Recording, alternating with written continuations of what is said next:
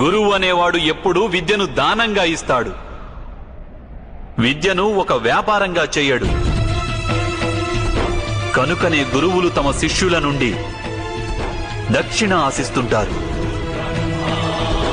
మూల్యాన్ని కాదు. కానీ మీరు మీ అమూల్యమైన జ్ఞానానికి మూల్యాన్ని నిర్ణయించారు. మీరిచ్చిన జ్ఞానానికి బదులుగా మీ శిష్యులను మీ ప్రతీకారానికి ఉపయోగించారు. ఈ విధంగా మీరు మీ జీవితాన్ని విషపూరితం చేసుకోవడమే కాక మీ శిష్యుల జీవితాలను కూడా విషభరితం చేసేశారు. ఈ పరిణామం కేవలం మీ మోహం మరియు అహంకారం వలనే జరిగింది. మీరు గురువు కానే కాదు ద్రోణాచార్య.